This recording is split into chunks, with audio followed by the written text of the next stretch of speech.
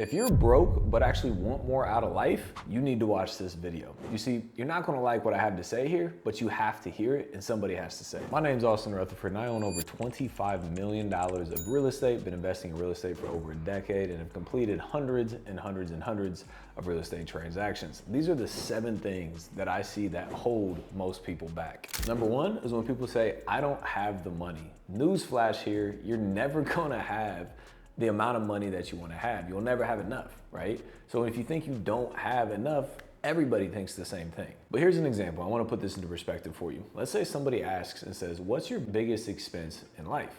Some people might say taxes, some people might say payroll expenses, some people might say my rent or my mortgage. There's a lot of different answers out there. It's like, okay, cool. Let me ask you a question. How much money do you want to make in a year? I want to make $1 million in a year. Perfect, great number, I love it. How much money have you made this year? Well, I made $50,000 this year. Okay, well, what's the difference between the two? It's $950,000. That's a lot of money, by the way. So guess what? Your biggest expense is not taxes or payroll or rent or mortgage. Your biggest expense is lack of knowledge. Because that lack of knowledge is the gap between $50,000 and $1 million a year. That cost you $950,000 this year, and the year before that, and the year before that, and the year before that, and it will continue to cost you and be the most expensive line item that you have in your life from not having the proper knowledge to go out there and have the skills to make the money or build the business or make the investments that you want to make to get to your $1 million a year goal. My first time investing into myself was a very scary thing. It was a $25,000 investment. I was hiring a coach in the real estate space to teach me how to flip houses using other people's money. That sounded great. I always heard that real estate created the most millionaires ever of all time. I wanted to get in on it. The problem is I didn't have the $25,000.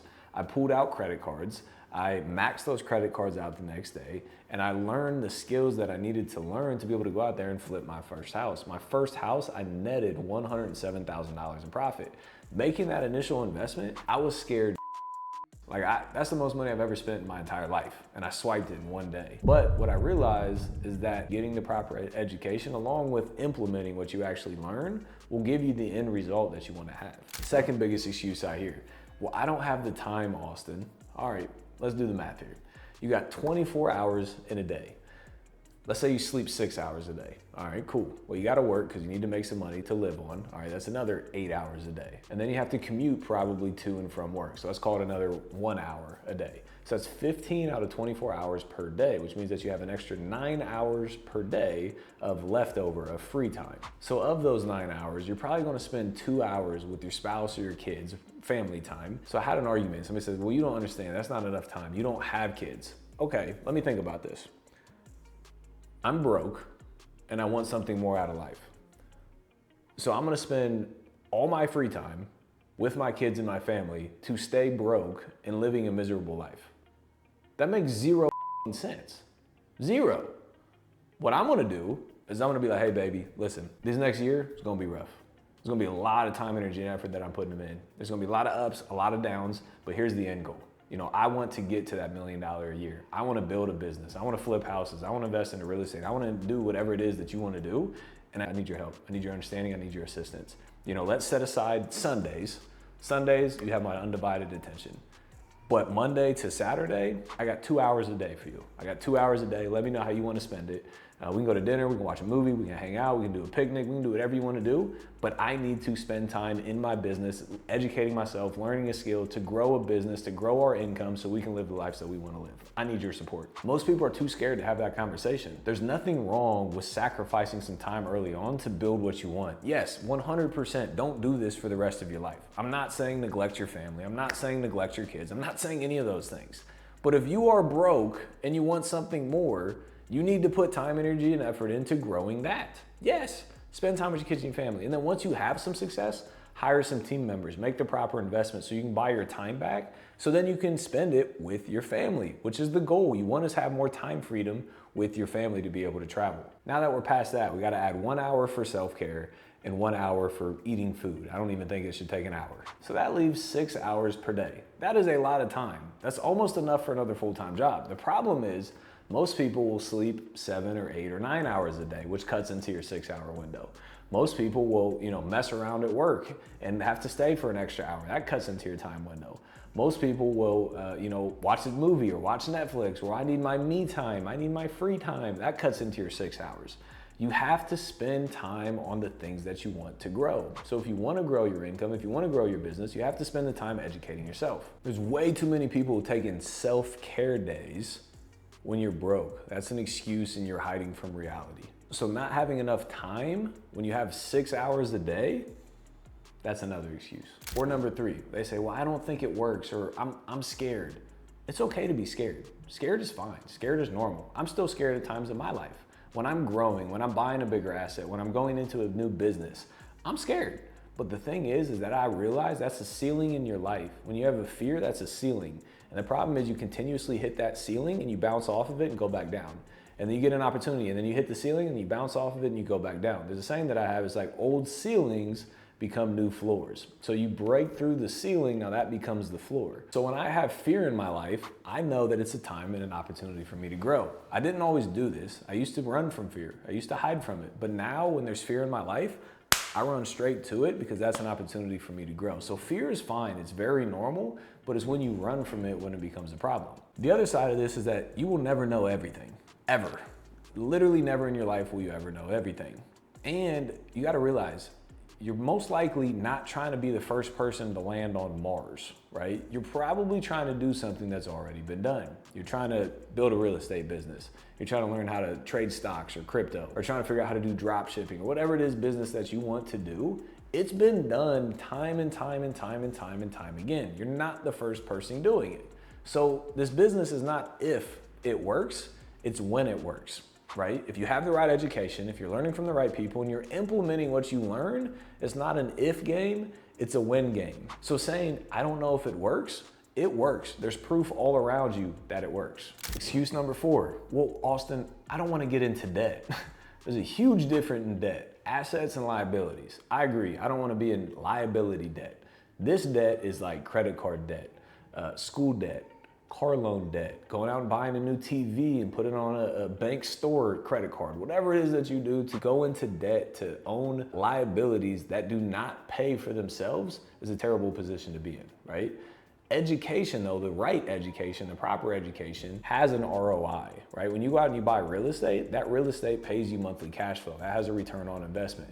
When you invest into yourself to learn a new skill, to learn a new business, to learn a new thing that you're trying to grow, that has an ROI if you implement what you learn. So in my life, I do everything possible to go and acquire as many assets as possible, to buy real estate, to buy income producing assets, to build businesses, to invest into my knowledge, to read books, to get as much assets as possible, and how to get rid of as many liabilities in my life. Because if you have too many liabilities going against you, you're not gonna have any money. Get rid of all the liabilities as fast as humanly possible. The 5th thing that I hear from people is, well, it's impossible to save money in this economy. 2 things on this to very quickly solve this problem. 1, spend less money, have fewer expenses, or 2, make more money, learn more skills. So to be able to spend less money, one of the things that you can do is move in with somebody. Instead of you renting a 2-bedroom apartment yourself and spending $1,500 a month, you can get a roommate, so now you only pay $750 a month. Right there, that's like a $10,000 a year increase to your own income off of one decision. You can stop traveling and going on these vacations that you're celebrating for what? What have you accomplished? What do you have to travel and celebrate for? You can stop going out and partying, going out for the weekend and drinking and popping bottles. For what? What are we celebrating for? Stop ordering out meals every day. Stop upgrading your iPhone every time the new one comes out, right? Keep life simple. Keep it as simple as possible to reduce your expenses. On the flip side, the other solution is to make more money. How do you make more money? You learn a skill that can pay you more money than you're currently making. Skills increase your income. For me, that was learning real estate. I learned how to raise money and flip houses using other people's money. That's what allowed me to make many, many millions of dollars. Without that skill, I would still be valeting cars making $4 an hour plus tips. And if you need some extra money to go and learn that skill, remember that 6 hours of every day that you have? Why don't you go like bartend or serve or pick up a valet job on the weekends or 2 or 3 or 4 days a week so you can go make extra income to either invest into an asset or invest into your education so you can learn a skill that again will pay you more than what you are currently making. So it's impossible to save money in this economy is a falsehood. You just don't want to do the things necessary to allow you to save money. The sixth thing that I hear is, well, Austin, I don't know the steps necessary. I just don't fully understand it. This thing right here is the most powerful thing in the world. You can literally Google something and get the answer that you want. Hey, what are the 10 steps to buy my first house? It pops up on the first link. Like, we're that naive to think we don't have the information available to us to whip out a phone and Google something? That's laziness and ignorance. Yes, you might not know it today, but you can know it tomorrow or the next day or the next day. But if you never open a book, if you never go to YouTube, if you never hire a coach or a mentor to give you that shortcut to get the goal that you actually want to have, guess what? You're never gonna have that goal because you're not willing to learn the things that are easily accessible to you. The seventh thing that I hear is like, well, Austin, like, you know, I'm kind of scared to fail. I don't want other people to like make fun of me. Newsflash, everybody already has an opinion of you. Everybody, 100% of people, the second they hear your name, the second they see you in person, the second they speak to you on the phone, they already have an opinion of who you are. It's already there. But now you have an ability to control that opinion, right? You go out there and you try to be successful and you fail. Guess what? You will fail. Let's get that out the way right now. Failing is part of the process. Understand that right now because you're never going to be perfect. I'm not perfect. I failed today. I got a deal I'm losing money on right now. And I flipped hundreds of houses, right? I know the game and I still lose money on a deal, right? It's part of the process. You will fail, but you have to be able to, number one, learn from that failure. And then number two, get up and go back to it. And maybe not do the same exact thing because that means you'll fail again, but tweak it, pivot it, change it 5, 10, 20, 50% so you can see what will actually work. I see it this way. You have two options. They can look at you as broke and a loser, and then that's their opinion of you as being a failure, or you can go out there and you can actually try to make something of yourself and try to win and then fail. And then they make fun of you, but then you get back up and you try to win again, and then you fail again, and then they make even more fun of you. And then you get back up and try to win again, and then magically you get lucky. That's what they're gonna say. It's not luck. It's because you put the time, energy, and effort in, and you become a success. Then they're gonna be like, oh, well, he's just lucky. He got lucky. Why can't I get lucky? Because you didn't put in the 1,000 hours of work that I put in the last year.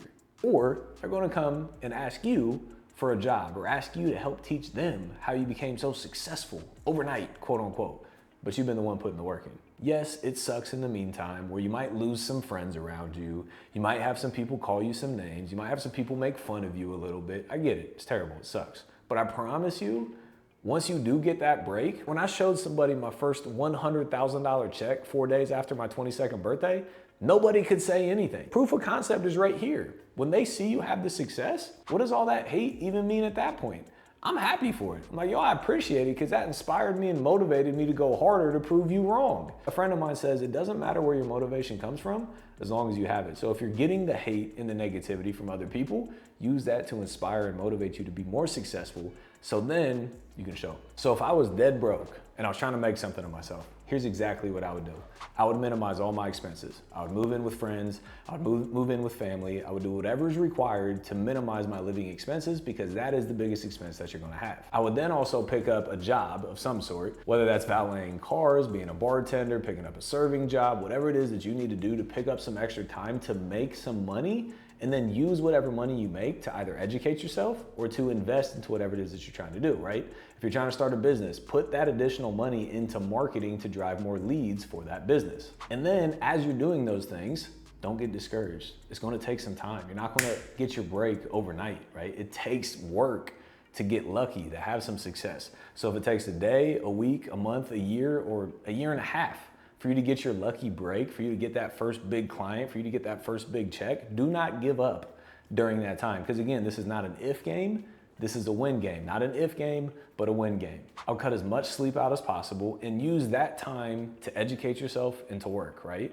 We already established you have a job because that's what you're living on. You got to get another little side hustle to make a little bit of extra money to invest into yourself. And then you got to spend all the rest of the time learning this business that you want to learn, going out and meeting people, picking up the phone and cold calling people, doing the marketing to get people on the phone so that you can provide a service to make money off of. Spend as much time as possible and only sleep 4, 5, 6 hours a day, max, during this period of hustle and grind as you're trying to become something. And while you're doing all that, surround yourself with other people who are on the same journey. That might mean losing some friends. That might mean not calling your best friend to go out and get a drink on a Friday night, because that's what you do every Friday night, right? Don't make that call, spend that time investing into yourself, right? That might mean going to a meetup that you think all these people in there are successful professionals, and you have to walk into the door and be extremely nervous because you're broke and you don't even understand the terminology that they're using.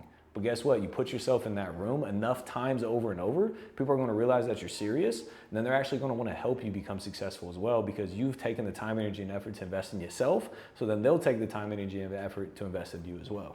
And then once you do get that first big check, first big deal, first big client, first big revenue, don't blow it. Don't just blow everything up. I've seen this so many times. Time and time again, you work all this time, energy, and effort to get that $5, $10, $20, $50,000 break. And then you go and spend it, and you buy a car, and you go on a vacation, you go out to dinner, and then you essentially start over all over again. Don't do that. When you get that first deal, reinvest every single penny back into your business. It's not gonna be comfortable, because you just did all that work to make this money, and now you're just going right back out the door to continuously grow your business. But you have to do it. To get to that goal, if you wanna make $1 million a year, you have to invest back into yourself and back into your business to get to the end goal. Newsflash, how do you think I'm sitting in this chair? How do you think I've been able to accomplish what I've done? I worked valeting cars 50 to 60 hours a week. I went to college taking 15 credit hours, and I was trying to start my real estate business at the same time. I was living with my parents. I was trying to reduce my income. I made $107,000 net profit 4 days after my 22nd birthday for my first deal ever, and then I took every single penny of that, reinvested it back into the business, and grew the business, and now we've done hundreds of deals and made millions of dollars. You have to bet on yourself. You got to believe in yourself, and you got to do these 7 things to get to where you want to go. If you enjoyed this, make sure you smash that like button, hit that subscribe button so you can get more content going forward.